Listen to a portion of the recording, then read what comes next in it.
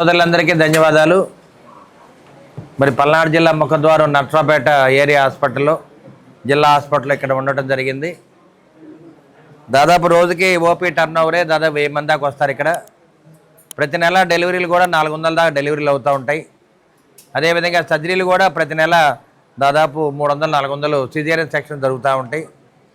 మరి సర్జికల్ బ్రాంచ్లో ఆప్థల్మాలజీ వీటన్నిటిలో కూడా రోజు 10 ఆపరేషన్లు జరుగుతూ ఉన్నాయి. అంటే రోజు మొత్తం మీద కూడా ఎంత లేదన్నా 50 నుంచి 100 ఆపరేషన్ చేస్తూ ఉన్నారు.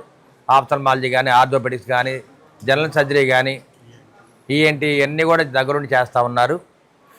మరి చక్కటి సహకారం అందిస్తున్న సూపరింటెండెంట్ గారికి, ఆర్ఎంఓ గారికి, అదేవిధంగా డాక్టర్లందరూ కూడా ధన్యవాదాలు తెలియజేస్తున్నాము. అదేవిధంగా ముఖ్యంగా స్టాఫ్ నర్సులు కానీ, ఆయాలు కానీ, సెక్యూరిటీ సిబ్బంది కూడా చాలా చక్కగా పనిచేస్తూ ఉన్నారు. ఉమ్మడి కూటమి ఏర్పడిన తర్వాత అన్ని కార్యక్రమాలు ఒక ప్రణాళికాబద్ధంగా జరుగుతున్నాయి. అదేవిధంగా ఇదే హాస్పిటల్లో మరి డెలివరీ రూమ్ని బాగు చేయడానికి సుబ్రాయ్ గుప్తా గారు 2 లక్షల రూపాయలని డొనేట్ చేయడం జరిగింది. మరి లేబర్ రూమ్ని అప్గ్రేడ్ చేయడానికి ఏసీ పెట్టి అప్గ్రేడ్ చేయడానికి ఇవ్వడం జరిగింది. అదేవిధంగా మరి కపిల విజయ్ కుమార్ గారు కూడా ఫ్యాన్లు కూడా ఏర్పాటు చేయడం జరిగింది. మరి ఇవాళైతే మా పార్టీ తరఫున నర్సరావుపేట అసెంబ్లీ ఎమ్మెల్యే తరఫున మా పార్టీ తరఫున ఒక 10 2 టన్ ఏసీలు డొనేట్ చేయడం జరిగింది. లేబర్ రూమ్లో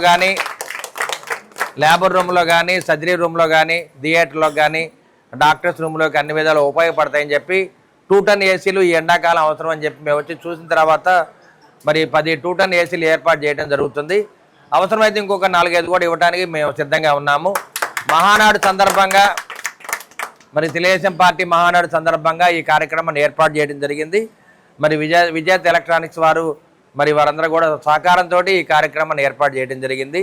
విజేత ఎలక్ట్రానిక్స్ వాళ్ళు హోల్సేల్లో తెప్పించి ఏసీలు హ్యాండ్ ఓవర్ చేయడం జరిగింది. కాబట్టి మరి ఇక్కడున్న చిన్నపిల్లలకి ఎండాకాలం మరి రోహిణీ ఖాతా కూడా వచ్చింది కాబట్టి వారికి ఇబ్బంది లేకుండా పిల్లలు కూడా చల్లటి వాతావరణంలో ఉండాలని చెప్పి ఆలోచనతో పిల్లలు చల్లటి వాతావరణం ఉండాలి, తల్లులు చల్లటి వాతావరణం ఉండాలి, డాక్టర్లు కూడా మరి చల్లటి వాతావరణం ఉండి బాగా పనిచేయాలంటే థియేటర్లో పనిచేయాలన్నా, ఓపీలో పనిచేయాలన్నా వాతావరణం అనేది చల్లటి 30 డిగ్రీస్లో ఉండాలి.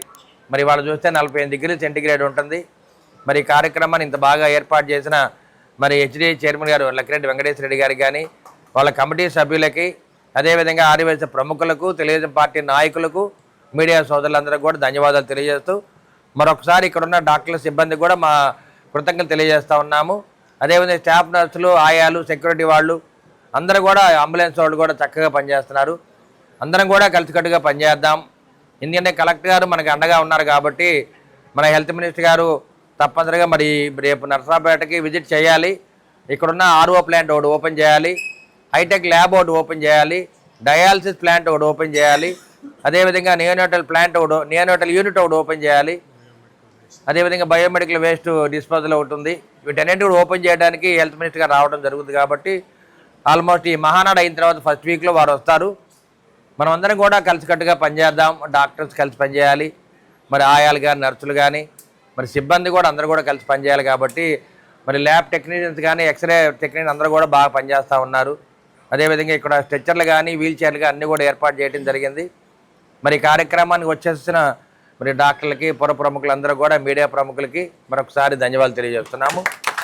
అందరం కూడా మరొకసారి మహానాడు శుభాకాంక్షలు.